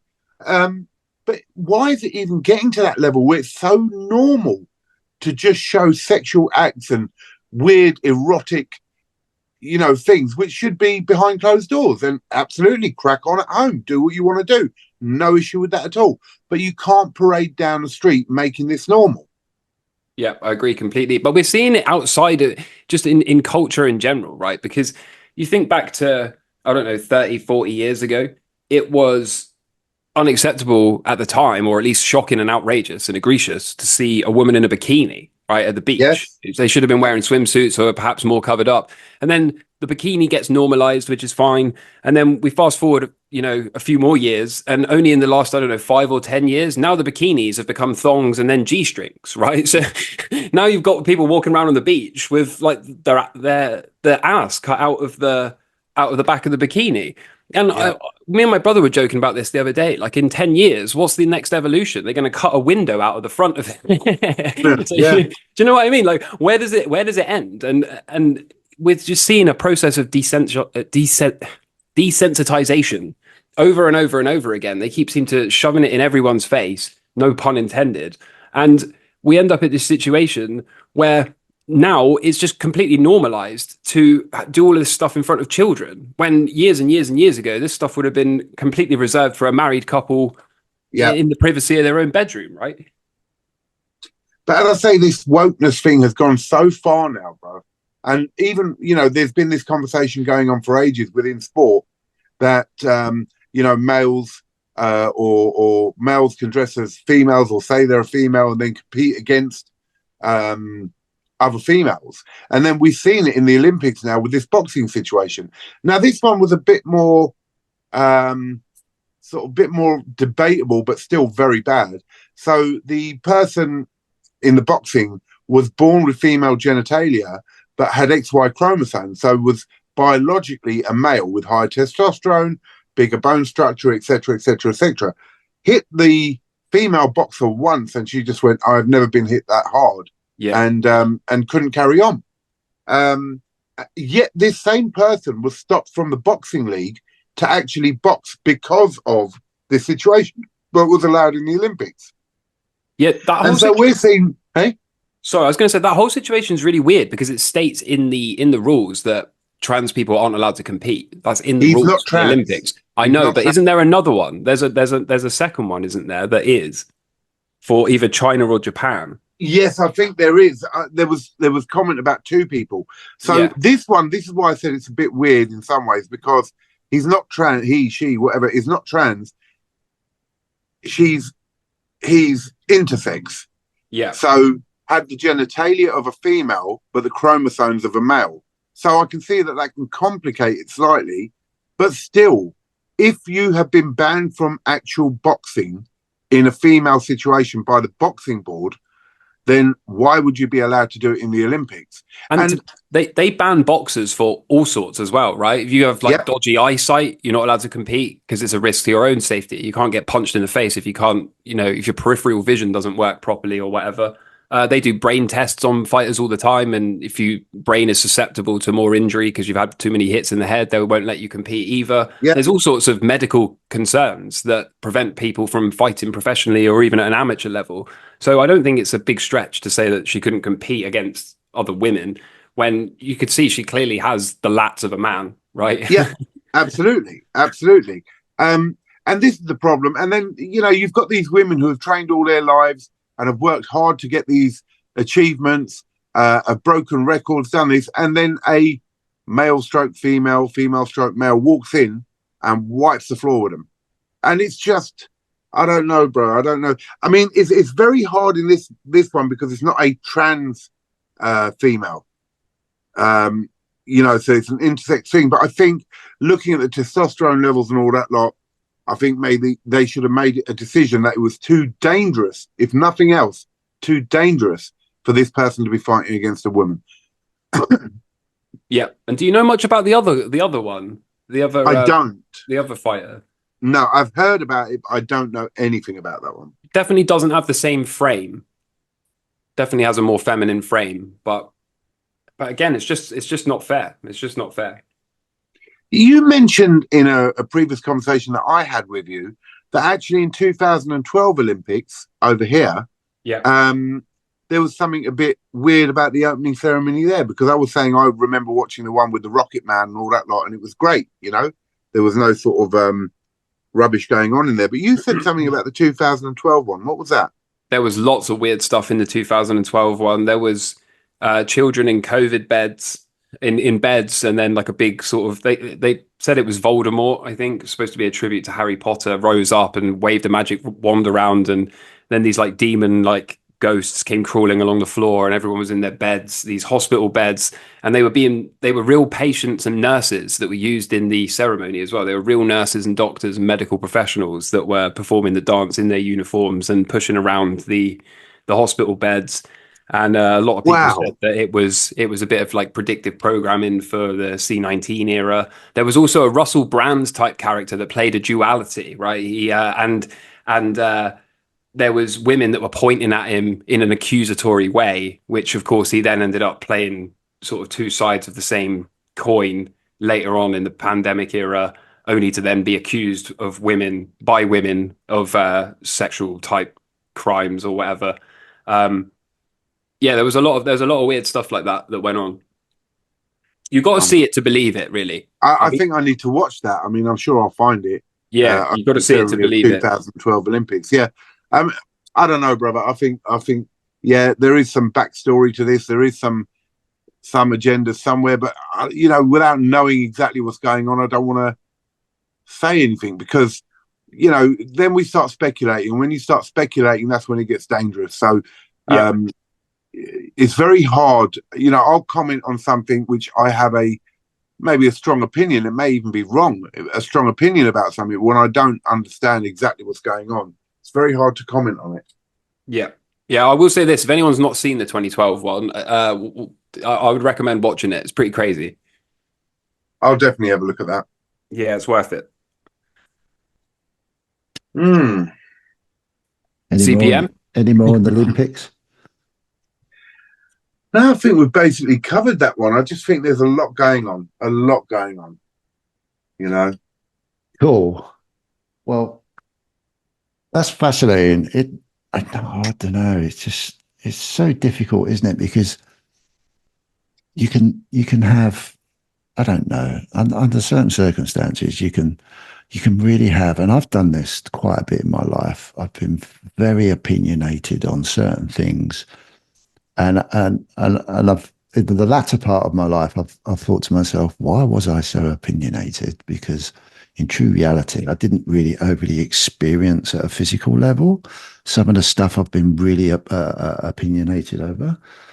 And I sit there and I think, oh my God, was I just taken in? Was I taken in by possibly a a format of what's the word I'm looking for? Oh crikey!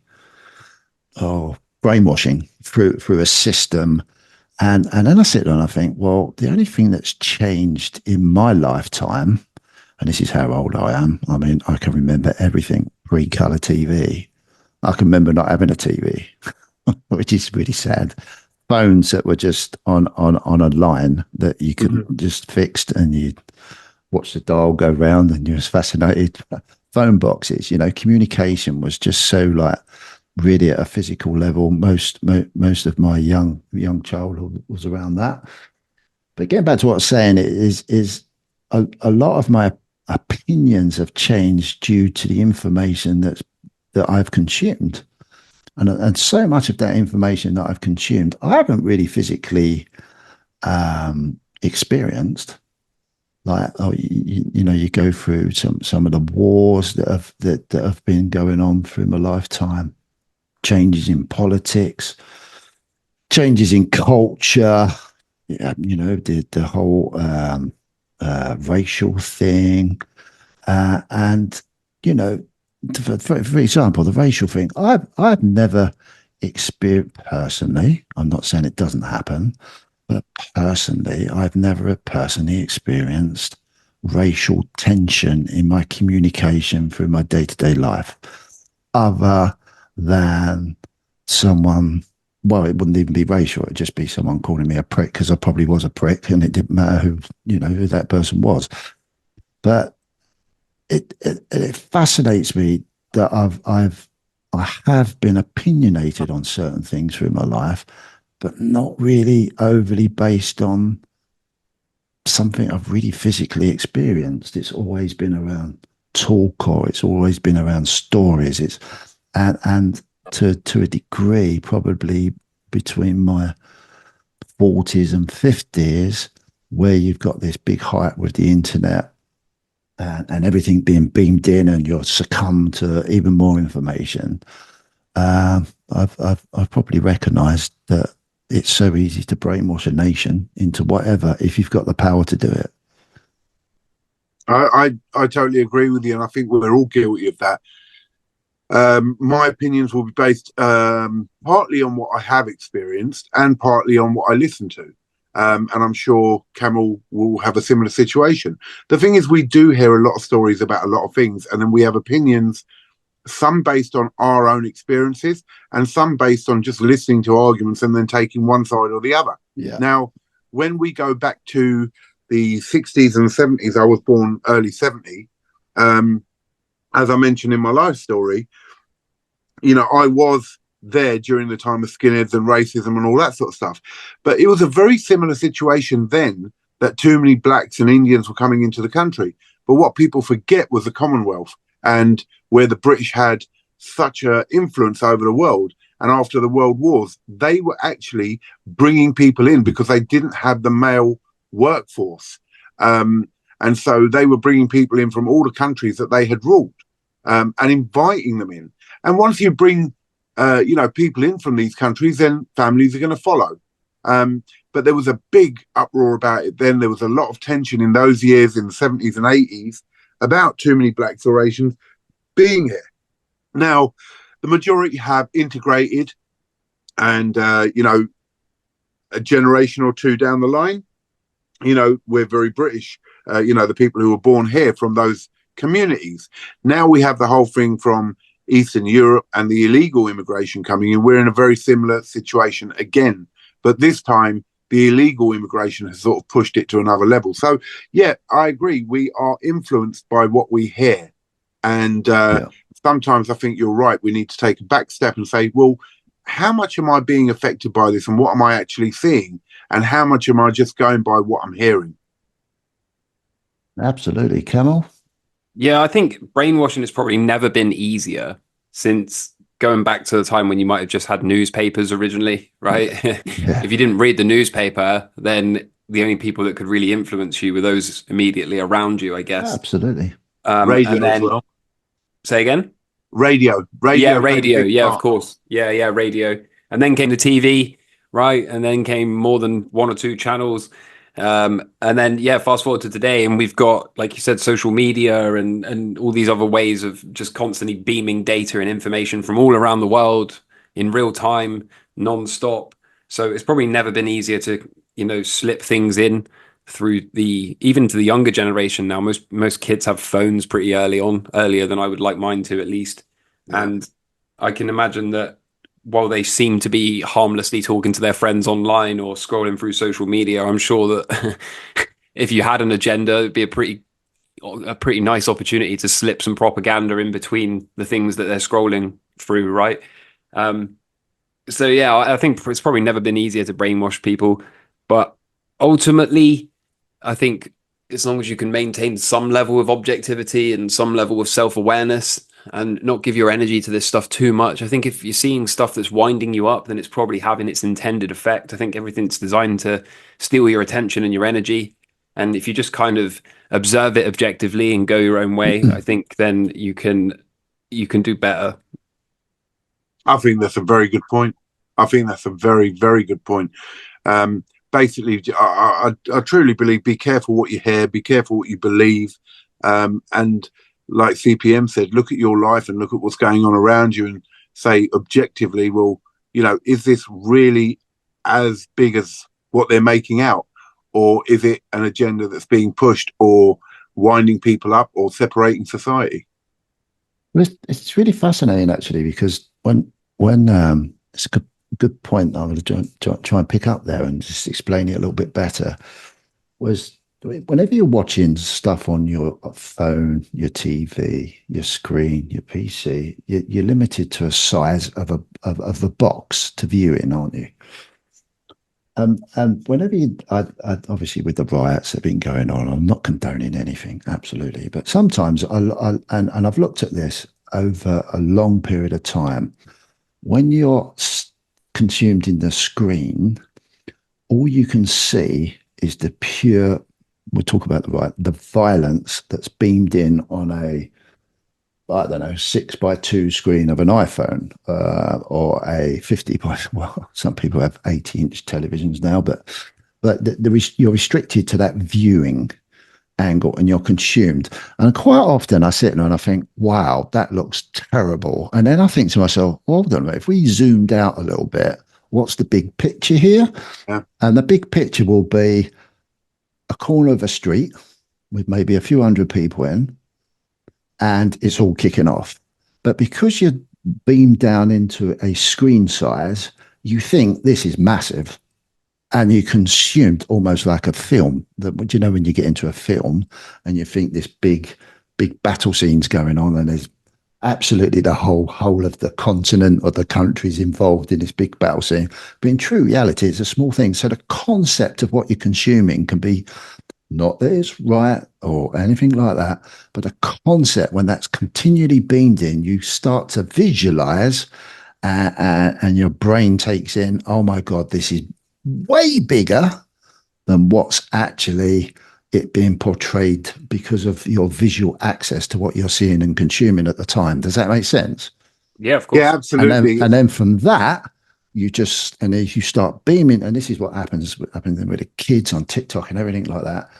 If that's what you're consuming, you automatically forget the real world that you're living in, and that starts to become your real world. And really, it's just a projection of a small part of something, totally manipulated, whether it's right, wrong, or whatever, into you believing that this is going on everywhere. And it's far greater and bigger than what's really happening. And that is, to me, the most powerful thing that anyone can do to manipulate thought, to make you choose a narrative of what's being projected out there. It's amazing. It's frightening and it's scary. And I've got, sorry, one more last thing. I overheard a conversation on a podcast yesterday. You know about Starlink, don't you? Starlink. Yeah. Heard of Starlink? Yeah. Yeah, with all the satellites going around, he wants to, which is fine. Put satellites up there so everyone can get internet access. Well, apparently over in they found out in the Amazon forest a tribe that had. Have you heard this story? Yeah, I have. Yeah, yeah, and I was blown away by it. No, tell me, I haven't. Apparently, they hadn't had any contact with the outside world. So, how lovely! They don't know how lucky they were. And they was introduced into, I don't know, whatever, Western, whatever. And obviously the internet was introduced into the village. And before long, productivity within the village of the young men started to go down. And they asked the elders, and the elders were saying, like, well, ever since we've had this internet connection and people got access to whatever, productivity, the young men have stopped working. And do you know what they were doing? Wow. Watching porn. Wow. Watching porn, apparently. That was the story. But it just goes to show the power of what's a normal iPhone, 6x2 inch screen? Yeah, whatever it is. How it can totally change something that's been there for so long and worked absolutely wonderfully. If this story is true, I'm just repeating the story because it's just a story. But if it's true, it just backs up the power of what this can do. And that scares the fucking shit out of me. when you look Well, at the pure logistics of, oh my God, I think we might be in a little bit of a trouble here if we don't get on top of it. Well, look, I mean, you're absolutely right in what you're saying. And also, you've got to understand something as well with the media. They're always looking for a story. They want the most chaos in their photos, in their films that they're showing on the news and all that. You know, if they just sat there with a story of a boring thing of 10 people standing around going, you know, we want peace, it's not going to last very long. So they want the big stories. So if you have 2,000, 10,000, 20,000, because I think that, you know, it was bigger than that, even some of these demonstrations, and in one corner a load of them are kicking off, that's what they're going to film. Yeah. They're not going to film the whole road of the other demonstrators who are quietly doing what they're doing, and protesting peacefully. They're going to pick on the bit where there's some action. And so in the news, that's what we're going to see, you know, just the violence and the chaos, because that's what they want to show us. Bad news is watchable. And so, yeah, we are influenced in what we see, whereas the whole picture, as you say, could be very different in many ways, in the ways you're talking about, and even in what we're seeing in these riots and demonstrations. What do you reckon, Camel? Did you hear that? What's that? Where did you hear that story? Yeah, I did. Yeah. Scary. Yeah, I think the power is deeply underestimated by a lot of people. I think you do have to be mindful to pay attention to what you consume and how much you let it affect you. Because I don't know if you've ever seen the interviews with like young woke women, for example, and they ask them a question like, you know, what do you think about toxic masculinity? And they go, oh, there's too much misogyny and there's too much white privilege and there's too much of this, that, and the other. And they go, okay, what is misogyny? And they can't even define it, right? Or they're really angry and they go, yeah, well, men have so many more rights than women do. And then the next thing you know, they go, okay, well, can you give me an example of a right that a man has afforded that you're not? And they freeze. They don't even know what they're saying, right? But that is the power of some of this propaganda. But also, can I mention to you, Campbell, on that exact point, do you know how many people they interview in that way and how many people can say answer the questions, and then they only show you the clips of the people who can't? Yeah, that's absolutely because they're true. pushing an agenda as well. Yeah, it's absolutely true. It's absolutely true. But so I agree with you. I mean, yes, people don't know what they're talking about and they say things, but also these ones that show you those clips are also pushing the agenda that these people don't know. So out of 100 people that they interview in that way, and 10 of them are like that, then they'll only show that bit. It's a very good point. It's a very good point. But at the extremes, you know, these people can get to a point where the propaganda is so bad that they'll go out and protest something that they don't even know. I saw another one where it was some kind of Free Palestine protest or whatever. And then they were asking the people, what are you doing here? And they go, well, we're here because we want to free Palestine. And they go, what are you freeing them from? And they go, and she turns to her friend and goes, what are we here for? And she doesn't even know either, right? Same thing when they say from the river to the sea, and then they get asked what river to what sea, and they're like, don't know. Yeah. So it goes to show that some people that are a lot more susceptible to this stuff can be essentially completely mind controlled. So you definitely don't want to get to that stage. I would suspect most people aren't that susceptible to it, where they will go out and protest something without even knowing what they're protesting. But it certainly can happen for sure. Oh, it does. And it's even what I was saying with these protests and demonstrations and riots, which have been going on. When you see a lot of the teenagers, there was one of the ones I watched, I think it was in Sunderland, and there was a load of young girls, teenage girls, just running around, like laughing and joking and all that sort of stuff. And they weren't there because they knew what the hell was going on and why people were protesting. They were there just because they were there, and they have no idea of what they're there for. So, yeah, you're right. Yeah. And CPM, going back to what you were saying about zooming out when you're watching the TV in your mind. Yeah. I remember during the C19 era, there was a lot of, there's a lot of protests, right? A lot of unrest, a lot of, I don't want to say riots. I don't think we saw full scale riots. Maybe we did. My memory's not that good, but I definitely remember a few times seeing online where they showed what was on the front page of the newspaper, for example, or what was being used as the image at the front of a news article on the internet, right? Say like the BBC News website or whatever. And it showed like a violent ruck, some kind of violent protest or police, in some kind of situation with people pinning people down or someone throwing something at police or whatever. And then it also showed side by side that wasn't shown in the news, right? Somebody that had captured the whole scene on a mobile phone, and what's going on is there's like a handful of people that are causing the violence and getting arrested or whatever else. And then when the camera pans to the right, there's hundreds and hundreds of people peacefully protesting, right? But of course, that was never shown on the news. They only showed the violent part. So yeah, you're absolutely right there. Yeah. Yeah, it's amazing. Right, I've got a question for both of you to run the last sort of 10, 15 minutes. Is this going to be a problem? And if it is, what do you see as the cure? Ooh. Yeah, is this going to be a problem first? Yes, absolutely. How long will it go on for? Well, it's been boiling over for the last, at least, as I say, 10 years. And if you look at the problems we had with people's attitudes about immigration and all that back in the 70s and 80s, we're talking that lasted 20 years of young minds being influenced and getting involved in a violent way against particular cultures. And I see a very similar thing, even to where they can't differentiate between who they're fighting, as in anyone who's brown is a Muslim. And how do we solve it? Oof, well, that's the $1 billion question, isn't it, really, bruv? How do we solve this? How would you like it to be solved? Well, I can give you an idealistic view, which would be, oh, we all get on and we all love each other and everything will be fine. But that's impossible. It hasn't happened in millennia, thousands of years, and it won't happen now. I don't know, brother, to be very honest. I think, honestly, that our governments have to change, which they won't. If we can get rid of the corruption, which is deep rooted at the higher levels, we could see some sort of change. We do need to tighten our borders 100%. We are allowing things to happen and we are spending millions a day accommodating this situation when we do have a problem for the people in this country to survive. But I think it has to be done in a realistic and proper way.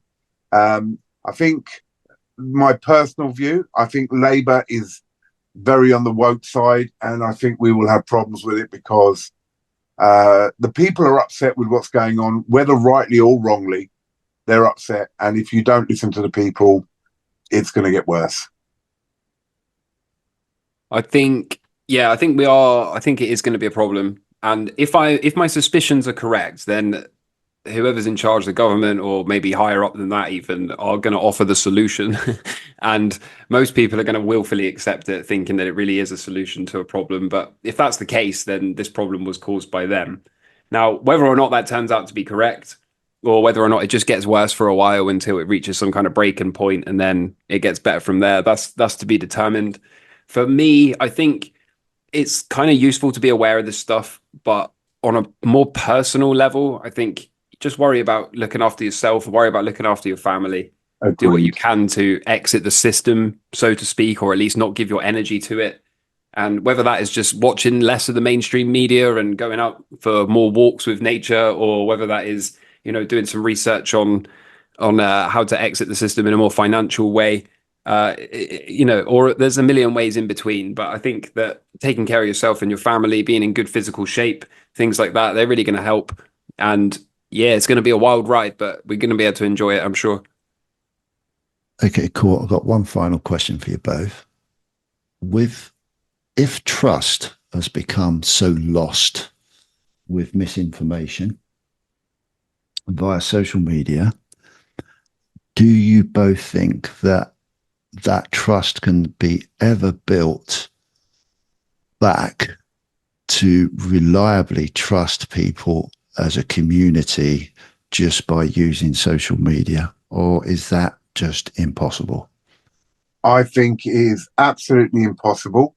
And as was quite rightly mentioned by Camel, it's going to get worse because of AI.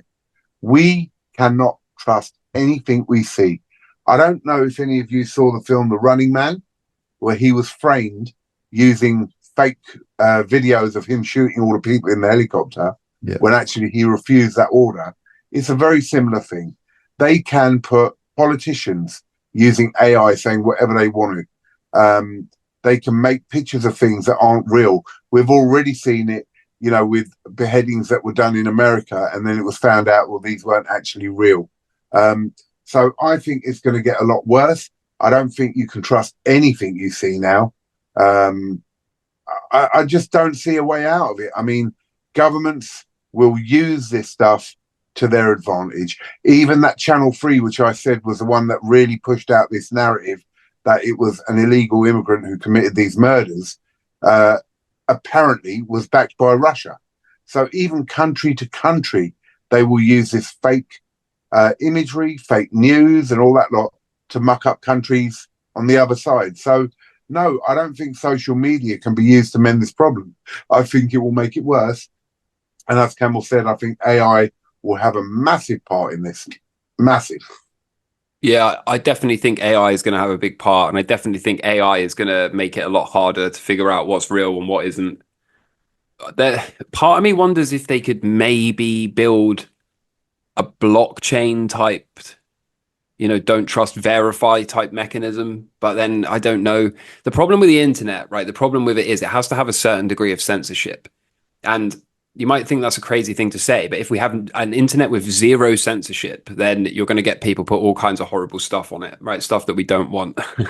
Yeah. So you need some kind of censorship, right? We need to be able to protect young kids, for example, right? And there's a bunch of other nefarious things that will show up on an uncensored internet.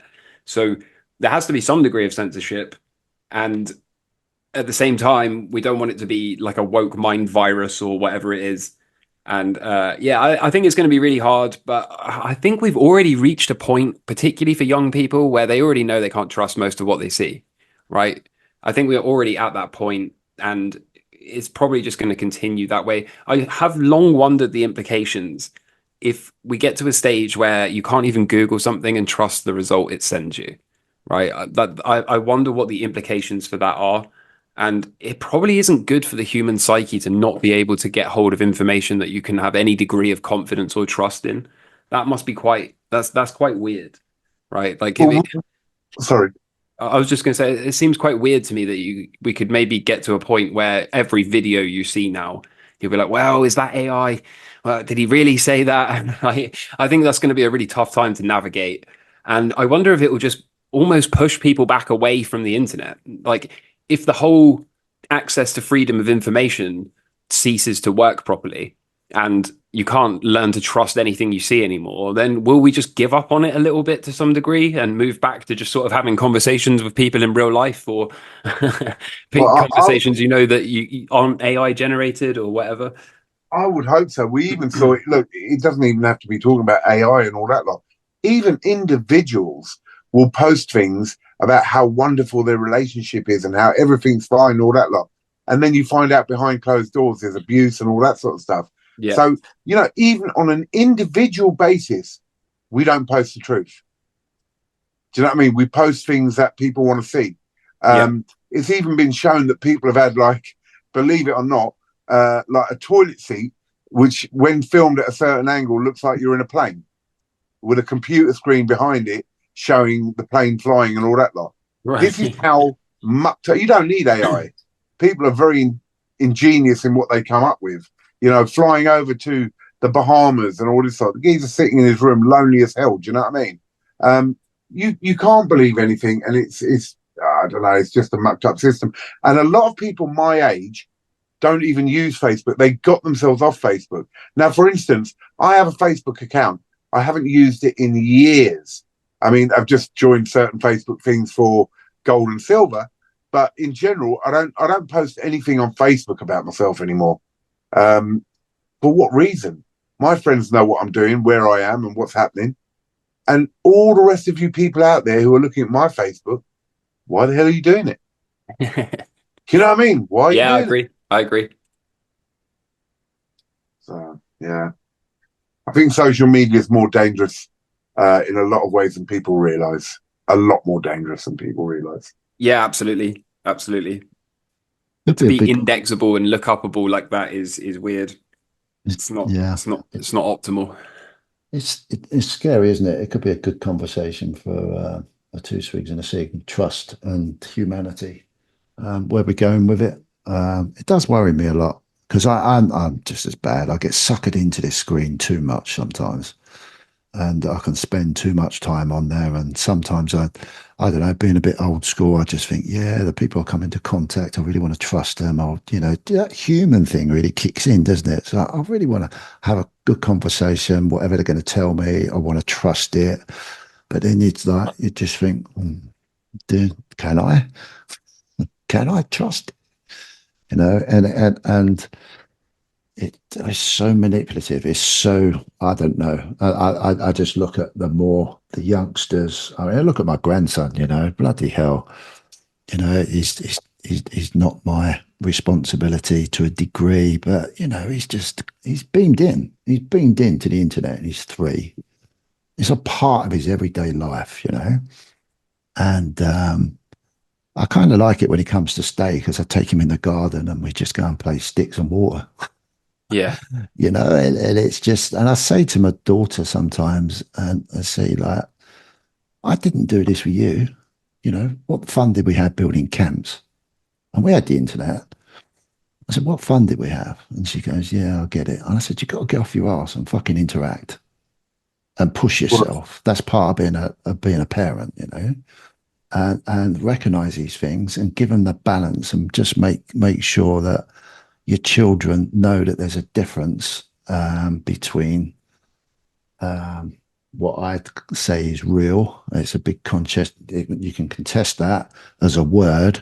The difference between what I consider is real and where your human emotions can react at a different level to being plugged into this screen. It's crazy. Don't get me started. mm. Well, you've only got to look at, bro, back in our day, as you said, there was no internet. And we survived quite well, and we had a Yeah. great life. You know, I was out on my bike all the time, and you know what I mean, as a kid. Mm. You know, we were out there, and you'd link up with your mates and this and that and the other. But when the internet started, um, it really changed the way kids do things, and even adults do things. But you know, there's not that social, um, what do you call it, connection between people now, like there was back in the day. I really don't think there is. Nope, It's quite bad. it ain't good. Camel finals on that. I think you guys covered it, to be honest. Yeah, it's difficult because, like, when you're older, I get it now. You know, I used to moan at my grandparents and whatever. Think, oh my God, this is the new technology. Even we didn't have that, but there was other things that come out, and I get it. But I get it even more now because you can see the destruction of the beauty of being. You know, it sounds so stupid saying this, but the beauty of being a physical human being. You know, there's I really do worry that we're going to lose that connection, especially the more we get plugged in. But saying that, I don't slag off the internet because it's wonderful. Look at what we're doing now. Yeah, It's great. We're communicating. I've built a relationship up with used to that I trust, and but that's not been like, oh, I met you yesterday, Cobra, and now I trust you. I met you yesterday. It's been lots of digging and little conversations and building up. Who knows? I don't know, but at some point you have to relatively start to trust people, but you do that over time. And it's just so easy now that, I don't know, the youngsters can be so vulnerable to, yeah, they have no idea. I mean, it's another great thing, you know. I'm off on my bandwagon. You shouldn't have got me started. But if you can imagine, if you drop your kid off in a playground full of, I don't know, there was 250 people in there, and you dropped your daughter into that playground, and when you got to that playground, there was 180 weird-looking 60-year-old blokes. Would you drop them off? I mean, of course you wouldn't, would you? No, not no, at all. But why the fuck do you let them go onto a website that yeah, could be TikTok or whatever, which is probably the same situation, but you can't see it physically? It's dangerous. And if you don't educate your children on that and just take this blase and you trust that hopefully it doesn't happen, then we get the sad stories and we get people out there in cults and in horrible situations taken advantage, and we're all blasé to it. Mm. Sorry, bit of a downer message, but I had to say it. It's true, though. Cool. Well, Can't argue it. there you go. Camel, any last thoughts on that? No, Have I a don't think whiskey? so. Huh? Have a whiskey? I'm not drinking. I got to drive later. Yeah, so have I. Have you? Yeah. Oh, Love it. guys, thank you. That was really interesting. Really interesting. That was, I can't believe I get really fed up that the time period goes so quick. But fascinating, fascinating. Well done, Cobra. Great set of titles to work through. Thank you. And Camel's next. Ha Have you got any idea where you want to go with it, or are you going to surprise us? I'll have to think about it for a couple of weeks, I think. Well, not for more than a couple of weeks, because we'll be on in a couple of weeks. Yeah. And we're on Sunday as well, right? Sorry, We're on Sunday as well, right? not this Not Sunday. this No. Sunday, yeah. Sunday No, after. not tomorrow. Sunday after. Yes, we are. Now, thank you for bringing that up. Obviously, we're going to do a virtual down the pub round table chat next Sunday, 7 o'clock, and we're going to have a few of us, aren't we, guys? Yeah. We are. It's going to be I very spoke to my man, cool. and he's up for it. We just have to let him know exact time so that he can, because he's in a different country. So Yeah. you know, All he right, has to cool. time wise. Excellent. So I'm really looking forward to that. That will hopefully be a bit more of a laid back, have a drink.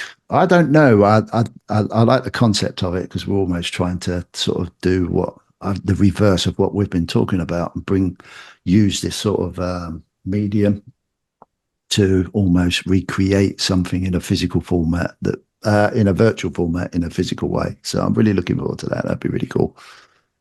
Should be fun for sure. Yeah, definitely. Cool. Cobra, let everyone know what you're all about, Okay. where they can find you, dude. Cool. I'm Cobra Stacker. You can find me on YouTube on my channel, which is also Cobra Stacker. I do videos on gold and silver bullion and collectibles in the UK.